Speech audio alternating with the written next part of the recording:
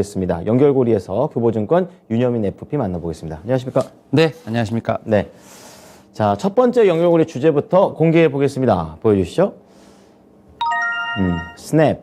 야, 성장성을 확인했고 주가가 단기 변동성을 보인다. 이렇게 얘기해 주셨는데요. 우선 스냅에 대한 얘기 좀 들어볼까요? 일단은 스냅이 사실은 어떻게 보면 가장 먼저 빠르게 지금 플랫폼 쪽에서 지금 실적을 좀 발표를 했는데 그렇군요. 예, 좀 이제 SNS 관련된 어떤 이런 환경이나 이런 부분은 확실히 좀 불확실하다라는 우려를 다시 한번 확인시켜 줬다라고 볼 수 있을 것 같은데. 그런 해석이군요. 네. 예. 일단 뭐 매출액 같은 경우는 뭐 10억 달러가 좀 넘었습니다. 네. 1분기 매출은. 그래서 사실은 전년 동기 대비했을 때 38% 지금 증가했지만 사실 컨센서스에 살짝 좀 못 미치는 예, 그런 수치를 좀 보여줬고. 그랬군요. 이유가 뭐냐면 이제 1분기에 네. 러시아 우크라이나 침공으로 인해서 그 영향인가요? 그런 부분으로 인해서 여러 좀 매크로적인 요인에 좀 부정적으로 좀 작용을 했다라고 볼 수 있을 것 같고. 스냅 자체의 악재는 아니었다. 그런 건 아닌데 이제 예. 광고주들이 광고를 일시 중단했어요. 아. 예. 그래서 그렇군요.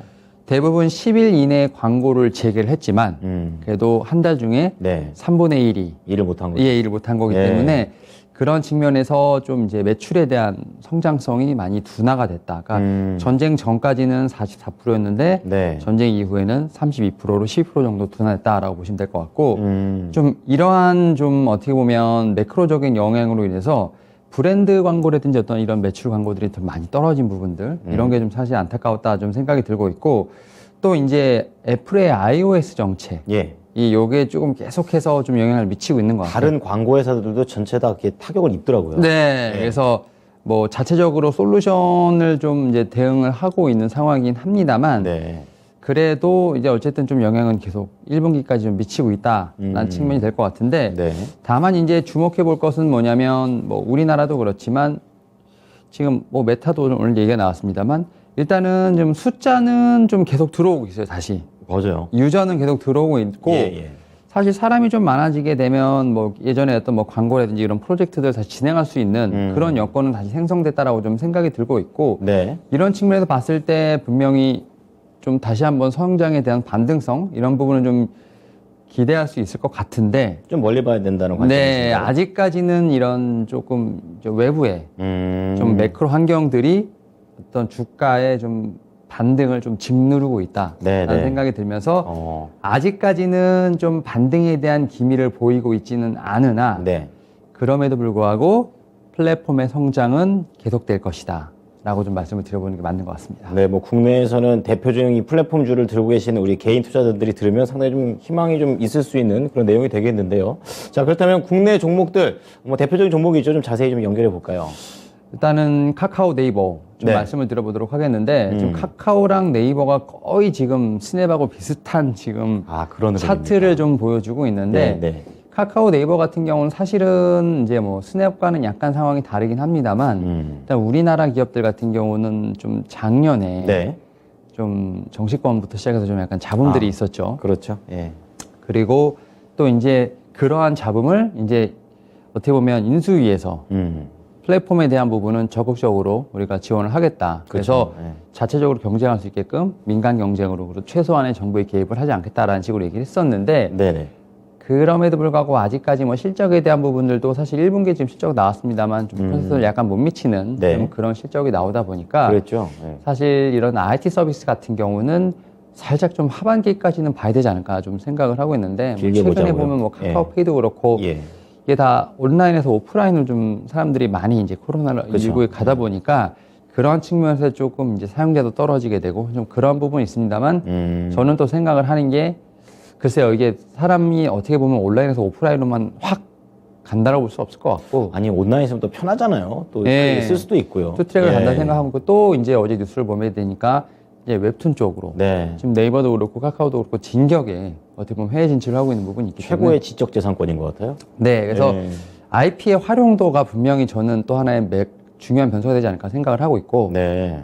또 이제 저는 또 생각하는 게 이제 엔터테인먼트의 IP가 네. 결국은 이 카카오 네이버와 좀 연합이 된다고 하면 사실은 이런 서비스 업종 같은 경우가 좀 뭐 전쟁이라든지 원자재 이런 쪽하고는 많이 상관이 없는 그렇죠. 그러한 쪽 그런 장점이. 산업 섹터다 보니까 예. 좀 엔터에 대한 어떤 반등 그다음에 이런 부분들이 좀 시너지가 나면서 IT 서비스에도 좀 반등에 대한 부분을 좀 다시 한번 찾아볼 수 있지 않을까 생각을 네. 하면서 보유하고 계신 분들은 좀 살짝 안타깝지만 조금 하반기까지는 갖고 있자. 네, 좀 보유하시는 전략 유효하지 않을까 말씀드려보도록 하겠습니다. 네. 뭐 자체적으로 들어보니까 안쪽에서는 큰 문제 없습니다. 조금씩 힘을 모아가고 있는 그런 인터넷 관련된 종목들이 되겠는데요. 매크로 변수가 조금은 계속 압박 요인이 되기 때문에 하반기까지는 좀 지켜보자라는 관점입니다. 자, 두 번째 연결고리 체크해 보겠습니다. 주제 보여주시죠. 자, 두 번째 연결고리 주제는요. 그러니까 원자재 쪽이 되겠습니다. 뉴코어가 되겠고 2분기 실적에 대한 기대치 그리고 역대급 영업 실적이 예상된다 이렇게 좀 얘기해 주셨는데요. 뭐 원자재는 다 이런 건지 아니면 뉴코어만 그런 건지 궁금합니다. 사실은 이제 말씀하셨던 것처럼 네. 이 대부분의 업체들이 네. 사실은 좀 실적들이 좀 좋은 것 같다는 생각이 드는데 그 그렇죠. 중에서도 뉴코가 좀 눈에 띈다라고 볼 수 있을 것 같아요. 사실은 좀 판매량은 살짝 좀 부진했던 건 있습니다. 네. 부진했던 부분이 있습니다만 이제 ASP가 좀 어느 정도 올라왔다는 점. 그다음에 비주거용 건설 시장의 수요가 지금 호조세를 보이고 있기 때문에 우리나라로 치면 이제 우리가 뭐 얘기하는 뭐 주상복합, 주상복합. 예. 그다음에 뭐 이런 쪽에 지금 마진이 좀 많이 개선되고 있는 것 같아요. 그렇군요. 그리고 또 철강 쪽 가공 부분 쪽의 영업이익이 좀 상당히 분기 최대 이익을 좀 나오고 있기 때문에 네네. 이런 측면에서 저는 이제 최대 실적에 대한 부분이 좀 기록이 될 것으로 보이고 있고 그 다음에 또 이제 원자재 부분 같은 경우도 사실 1월 1분기 말부터 지금 가격이 오르다 보니까 안 오르는 원자재가 없습니다. 네, 예. 그런 측면에서 봤을 때 지금 좀 이익이 좀 상승하지 않을까 생각을 하는데 사실 이제 1분기에 좀 그래도 약간 좀 짓눌렸던 앞서 말씀드렸던 판매량이 좀 약간 저조했던 건 뭐냐면 네. 일단은 수입이 되는 게 사실 조금 원활하지 않았던 부분들. 근데 그런 부분들을 좀 1분기부터 좀 안 좋았던 부분들이 2분기에는 조금씩 풀리지 않을까라는 좀 생각을 하고 있고 네. 이제 앞서 말씀드렸던 것처럼 철강 가격이 좀 올라가고 있어요. 그렇죠. 예, 2분기부터 올라가고 있고 여기에 또 이제 말씀드렸던 것처럼 건설 시장의 수요가 상당히 좋아지고 있거든요. 그러니까 확실히 이제 미국은 코로나19를 이제 벗어났다고 생각하시면 돼요.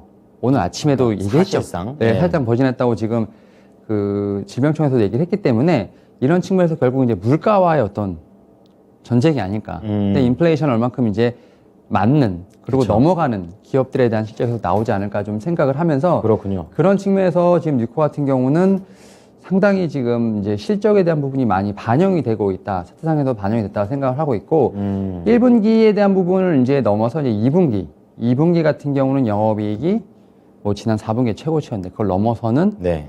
사상 최고의 영업이익이 나오지 않을까 생각을 하면서 이미 벌써부터 2분기에 대한 실적이 좀 많이 기대가 된다라고 좀 말씀을 드려볼 수 있을 것 같아요. 네, 뭐 이제 실적과 관련해서 1분기 그리고 앞으로에 대한 그런 컨센서스까지 높아지게 되면은 가장 베스트 그림이 되겠는데요.